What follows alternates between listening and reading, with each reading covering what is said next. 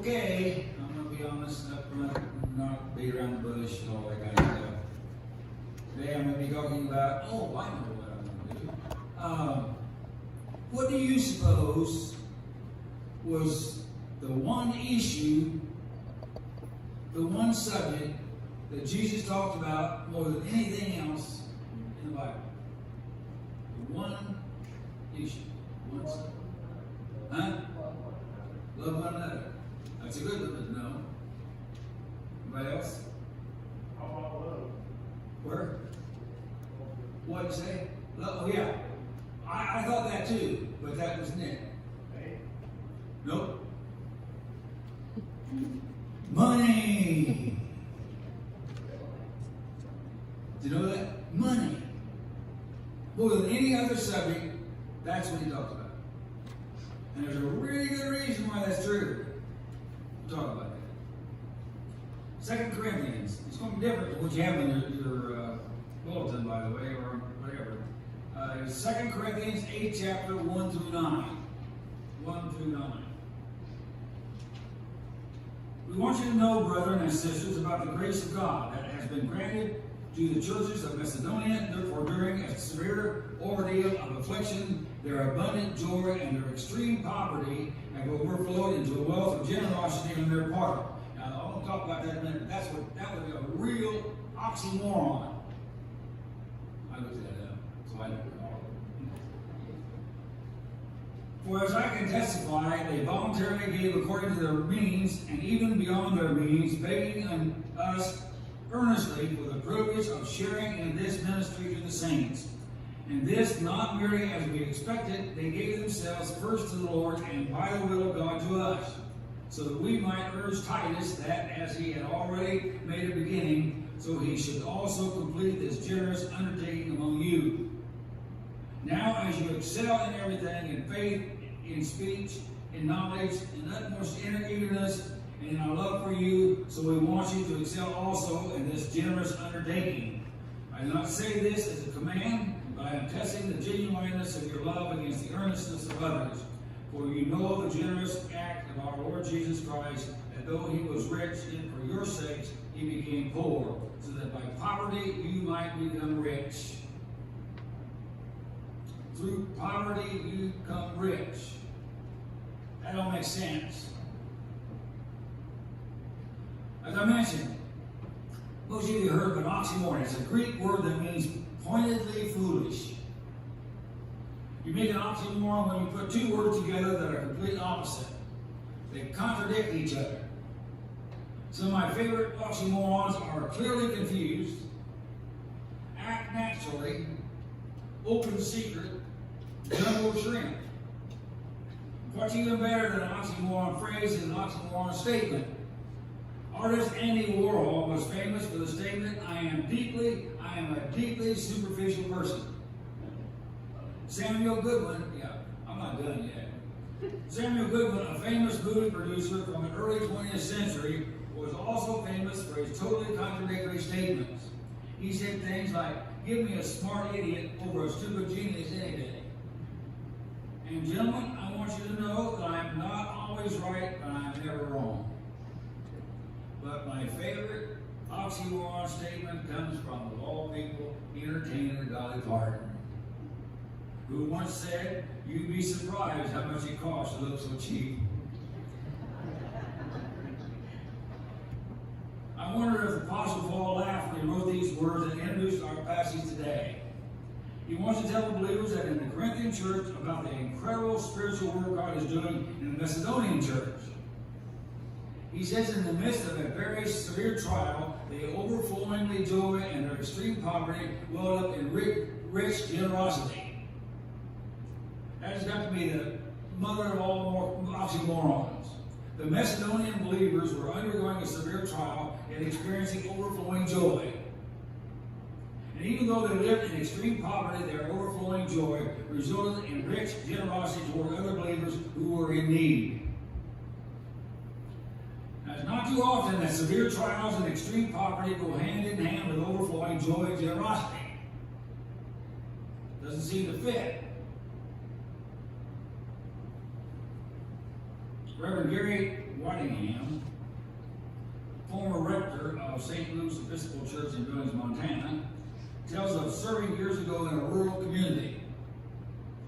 One Christmas, the church had a lot of leftover food after packing their annual Christmas baskets.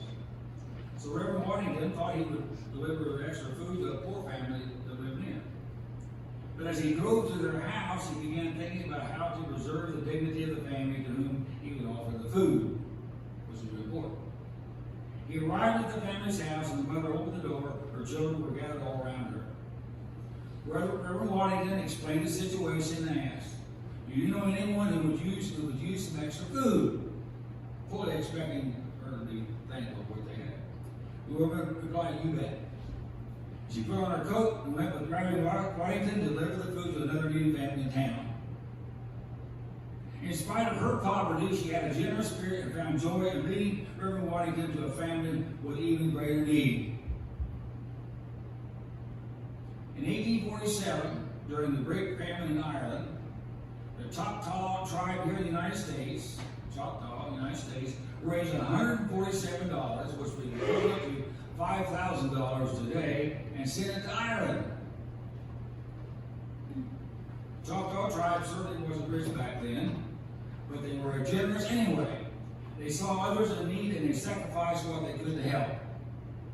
Now, in 2020, in response to the COVID-19 deaths in the Navajo Nation, the Choctaw and Hopi tribes set up a GoFundMe page to raise money for clean water and medical supplies for Native Americans.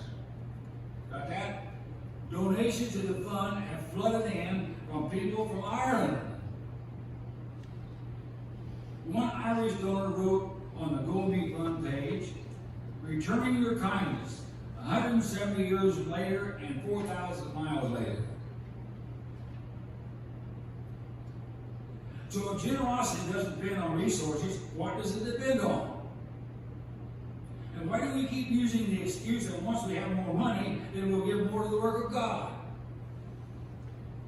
Because it's only an excuse, no fact at all. You know, listen from Paul's second letter to the Corinthians. Paul praises the generosity of the church of Macedonia. He's using their giving as an example to challenge the church of Corinth. He says gently to the Corinthians, "But since you excel in everything, in faith, in speech, in knowledge, in complete earnestness, and in love we have kindled in you, see that you also excel in this grace of giving." You've done all of that. I commend that, but Paul adds, "I'm not commanding you, but I want you to test the sincerity of your love by comparing it with the earnestness of others." In other words, take a look where you are. Paul is not demanding any increase of giving. He hopes that they will see that giving is a natural consequence of Christian devotion.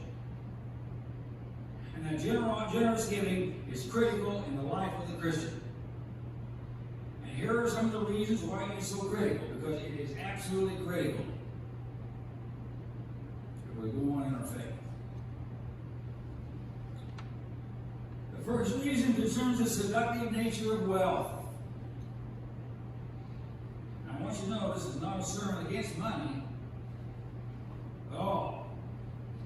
In just a few moments, we're going to be talking about some of the wonderful things that money can do. However, there's something very, very dangerous about money. It seems that the more you have, the harder it is to share. For instance, a Gallup poll some time back confirmed that what many of us have observed for years: donations to charity decreases as income increases. You knew that, didn't you? Donations to charity decreases as income increases. The survey found that low and moderate income Americans, especially churchgoers, are more generous than upper income Americans. Think about it. The same person who had no difficulty tithing when his salary was $200 a week has a real difficulty when his salary reaches $2,000 a week. After all, 10% of $2,000 a week seems a lot of money to those of us who can remember when all of us we earned for a week's work. I remember when that was a month's work. When I got out of the army, so I got $50 a week. I worked on Saturdays too. Of course, back then you could buy a new car for $2,000. But who in the world had $2,000? That's not true of everyone. I don't mean to imply that it was.